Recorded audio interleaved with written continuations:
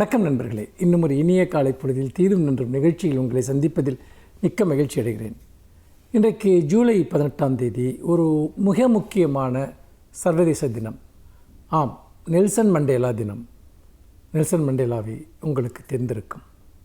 இந்த உலகத்தில் 20ஆம் நூற்றாண்டினுடைய மகத்தான ஒரு தலைவர் நெல்சன் மண்டேலா. நம்முடைய அண்ணல் காந்தி எந்த நிறவெறி ஒடுக்குமுறையை எதிர்த்து தென்னாப்பிரிக்காவில் தன்னுடைய போராட்டத்தை தொடங்கி பின்னர் இந்தியாவின் விடுதலைக்கே வித்திட்ட அந்த போராட்டத்தை தென்னாப்பிரிக்காவில் தான் காந்தி தொடங்கினார். தென்னாப்பிரிக்காவின் விடுதலைக்காக போராடிய நெல்சன் மண்டேலாவும் தென்னாப்பிரிக்காவிலிருந்து தான் தன்னுடைய அந்த சுதந்திர போராட்ட தீபத்தை ஏற்றினார் என்று சொல்லலாம். அந்த நெல்சன் மண்டேலாவை இன்றைக்கு உலகம் முழுக்க மக்கள் ஆண்டுதோறும் நினைக்கிறார்கள். அப்படி அவரை நினைக்கிற தினம்தான் இந்த ஜூலை 18ஆம் தேதி. நெல்சன் மண்டேலா ஒரு மகத்தான தலைவர். அதாவது ஆங்கிலேயர்கள், டச்சுக்காரர்கள் தென்னாப்பிரிக்காவை தங்களுடைய குடியேற்றமாக மாற்றிய பிறகு அங்கு பூர்வகுடிகளாக வாழ்ந்த கருப்பின மக்களை மிக கடுமையாக ஒடுக்கினார்கள். நிறவெறி சட்டங்கள் இயற்றப்பட்டன. அவர்கள் தென்னாப்பிரிக்க சமூகத்தை 3 பிரிவுகளாக பிரித்தார்கள். ஒன்று குடியேற்றவாசிகளான ஆங்கிலேயர்கள், இன்னொரு புறம் பூர்வகுடிகளான அங்கே இருக்கக்கூடிய ஆப்பிரிக்க மக்கள், அப்புறம் இந்தியர்கள். இப்படி 3 பிரிவாக அவர்களை பிரித்து அதில் எல்லாவற்றிலும் தனிச்சிறப்பு வாய்ந்த உரிமைகள் வெள்ளையர்களுக்கு அளிக்கப்பட்டன. ஆப்பிரிக்கர்கள் என்று சொல்லக்கூடிய கருப்பினத்தவர்கள் என்று சொல்லக்கூடியவர்கள் வசதி குறைவான தனிப்பட்ட நிலப்பகுதிகளுக்கு வாழும்படி அவர்கள் புறந்தள்ளப்பட்டார்கள்.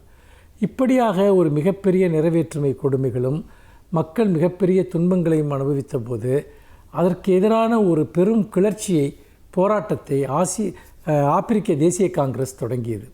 அதனுடைய மிக முக்கியமான தலைவர் தான் நெல்சன் மண்டேலா. 1962ஆம் ஆண்டு அவர் அன்றைய தென்னாப்பிரிக்க நிறவெறி அரசினால் கைது செய்யப்படுகிறார்.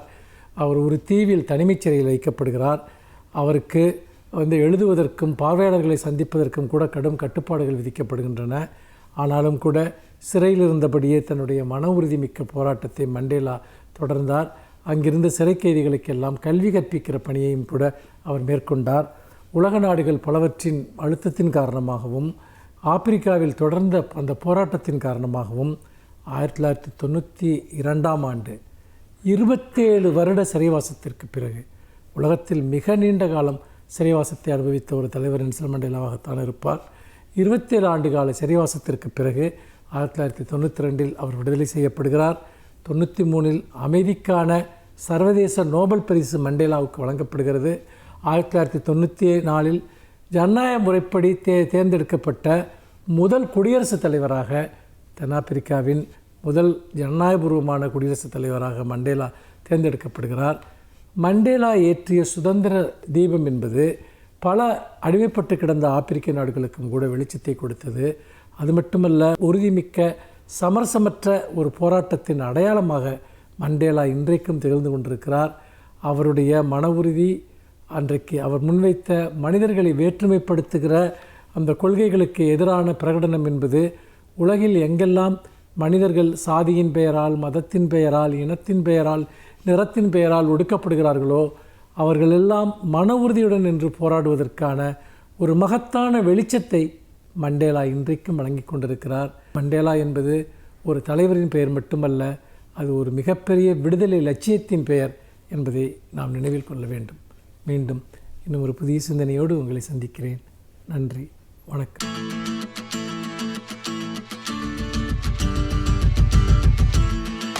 அனைவருக்கும் என் அன்பு வணக்கம். ஒரு புகழ்பெற்ற பல்கலைக்கழகத்தில் மிகச்சிறந்த பேராசிரியர் ஒருவர் இருந்தார். அவரோடு பணியாற்றுகிற ஆசிரியர்களுக்கோ அல்லது அவரிடம் பயில்கிற மாணவர்களுக்கோ ஏதேனும் சிக்கல்கள், குழப்பங்கள் வந்தால் அவர்களை அமர வைத்து அவர்களுடைய உளவியல் சிந்தனைகளை புரிந்து அந்த குழப்பங்களிலிருந்து வெளிவருவதற்கான வழிகள் என்ன என்பதை எடுத்துச் சொல்லுவார். பலருக்கும் அது உதவி இருக்கிறது. அவர் உளவியல் துறை பேராசிரியர் அல்ல, ஆனாலும் வாழ்வியல் சிந்தனைகளை கற்றுக்கொண்டு வாழ்க்கையை எப்படி பார்க்க வேண்டும் என்று புரிந்து அந்த வாழ்வின் குழப்பங்களிலிருந்து வெளிவருவதற்கு என்ன வழி என்பதையும் தன் நண்பர்களுக்கும் தன் மாணவர்களுக்கும் சொல்லுவார். ஒரு நாள் அவருக்கு குழப்பம் வந்தது. என்ன வழி என்று அவருக்கு தெரியவில்லை. மற்றவர்களின் சிக்கல்களுக்கெல்லாம் தீர்வை சொன்ன பேராசிரியருக்கு தனக்கு வந்த சிக்கலுக்கு என்ன தீர்வு என்று தெரியவில்லை. அவர் மன உளைச்சலுக்கு உள்ளானார். இந்த இடத்தில் ஒரு கேள்வி வரும். அத்தனை பேருக்கும் அத்தனை தீர்வுகளை சொன்ன ஒருவரால் ஏன் தனக்கு தீர்வை கண்டுபிடிக்க முடியவில்லை என்று. அதுதான் இயற்கையானது. நாம் மருத்துவர்களை கூட பார்க்கலாம். மிக தேர்ந்த மருத்துவர்கள் கூட தங்களுக்கு உடல் நலம் இல்லை என்று சொன்னால் இன்னொரு மருத்துவரை தான் நாடுவார்கள். தங்களுக்கு தாங்களே வைத்தியம் செய்து கொள்ளுகிற போது அது அவ்வளவு சரியாக இருக்காது என்று கருதுவார்கள். என்ன காரணம் என்றால், நாம் மற்றவர்களுக்கெல்லாம் அறிவுரை சொல்லலாம், ஆனால் அந்த அறிவுரையை நம் மனத்திற்கு சொல்லுவது மிக கடினமானது. ஏனென்றால் அறிவுரையை பற்றி ஒரு கூற்று உண்டு. அது ஒரு கசப்பான மருந்து. மற்றவர்களுக்கு கொடுப்பது எளிது, தான் குடிப்பது கடினம் என்று கூறுவார்கள். அது மட்டுமல்லாமல் எல்லோருக்குமான பிரச்சனைக்கு ஒரு பொதுவான தீர்வு என்பது உலகத்தில் கிடையாது. நாம் அறிந்து கொள்ள வேண்டிய முக்கியமான செய்தி, எல்லா சிக்கல்களும் கொஞ்சம் ஒரே மாதிரியாக கூட இருக்கலாம், ஆனால் ஒரே சிக்கல்கள் அல்ல. ஒவ்வொன்றும் ஒவ்வொரு விதமானவை. ஒவ்வொரு மனிதரினுடைய மனமும் மூளையும் ஒவ்வொரு விதமாக சிந்திக்கக்கூடிய தன்மை உடையவை. நாம் 1000 பேரை அழைத்து இந்த பலகையில் வளைகோடு வரையுங்கள் என்று சொன்னால் 1000 வளைகோடுகளும் 1000 மாதிரியாக இருக்குமே தவிர 2 வளைகோடுகள் கூட இரண்டும் ஒன்றுதான் என்று சொல்லிவிட முடியாது. ஒரு சின்ன மாற்றமாவது இருக்கும். என்ன காரணம்? யாருக்கும் எப்போதும் ஒரே மாதிரியான அந்த வளைவுகள் வருவதில்லை. அதற்கு ஒரு பெரிய எடுத்துக்காட்டு நம்முடைய கைரேகை. கையில் இருக்கிற கட்டை விரலில் எதற்காக கையெழுத்து போட தெரியாதவர்கள் கூட கட்டை விரலில் விரல் பதிக்கிறார்கள். கையெழுத்து போட தெரிந்தவர்களிடமும் கூட சில நேரங்களில் அந்த கட்டை விரல் பதிவு ஏன் வாங்கப்படுகிறது என்றால், உலகத்தில் இருக்கிற எல்லா விரல்களின் பதிவுகளும் ஒன்று கூட இன்னொன்று மாதிரி இருப்பதில்லை.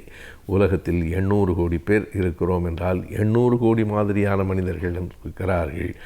அதை ஆங்கிலத்தில் எவ்ரி ஒன் இஸ் யூனிக் என்று சொல்லுவார்கள். ஒவ்வொருவரும் தனித்தனியானவன் தான், யார் மாதிரியும் இல்லை. ஆகவே தான் இந்த பல்கலைக்கழகத்தினுடைய பேராசிரியர் மற்றவர்களின் சிக்கல்களுக்கெல்லாம் விடை சொன்னார். ஆனால் தனக்கு சிக்கல் வருகிற போது அதை அவரால் தீர்த்து கொள்ள முடியவில்லை. காரணம், இதுவரையில் அவர் சொன்ன தீர்வுகள் இவருடைய குழப்பத்திற்கு பொருத்தமானதாக இல்லை. ஒவ்வொன்றும் ஒவ்வொரு மாதிரியாக இருக்கிறது. இந்த உலகம் தொடக்கத்திலிருந்து முடிவு வரைக்கும் எந்த இடத்திலும் எப்போதும் ஒத்துப்போகிறது என்பதே இல்லை. எல்லாம் தனித்தனியாக இருக்கிறது. ஒவ்வொரு மனிதரும் தனித்தனியானவர்கள். ஒருவருக்கு ஏற்றுக்கொள்ளுகிற உணவு இன்னொருவனுக்கு ஏற்காது. ஒருவனுக்கு சரியாக இருக்கிற மருந்து மற்றவனுக்கு சரியாக இருக்கிறது. ஒருவனுக்கு அழகென்று படுகிற ஒரு பெண்ணோ ஆணோ இன்னொருவனுக்கு அழகென்று படாது. எல்லாம் மாறுகிறது. அனைத்தும் வேறு வேறாக இருக்கிறது. எனவே இது மனம் சார்ந்தது. மனத்தை அறிந்து கொள்வது அத்தனை எளிதில்லை. மனம் என்பது 1000 விதமான சிக்கல்களை கொண்டது என்று சொல்லி, ஆனாலும் மனம் பற்றிய ஆய்வுகளை வெளிப்படுத்தி இவற்றை இப்படி பார்த்தால் இந்த அளவிற்காவது அதற்கான தீர்வை எட்ட முடியும் என்று சொன்னவர் சிக்மண்ட் ஃப்ராய்ட்.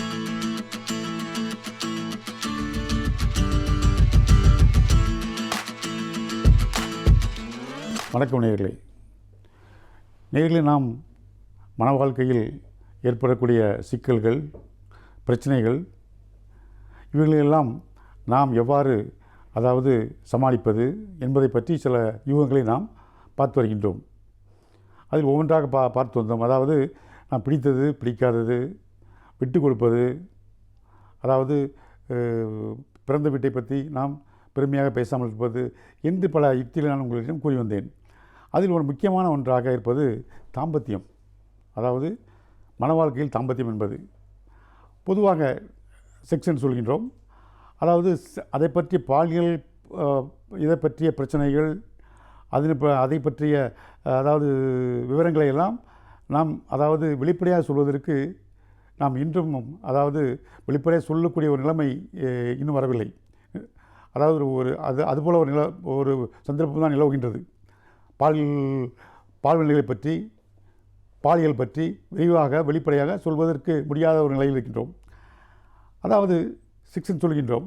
செக்ஸ் என்றால் என்ன என்று கேட்டோம் என்றால், செக்ஸ் என்பது லத்தீன் லாங்குவேஜில் அந்த காலத்தில் மருத்துவத்துறையில் கிரேக்கர்கள், லத்தீன் இவர்கள் தான் அவர்கள் கை ஓங்கியிருந்தது. அவர்களுடைய மொழிகள் தான் இன்றும் மருத்துவத்துறையில் நாம் பின்பற்றி வருகின்றோம்.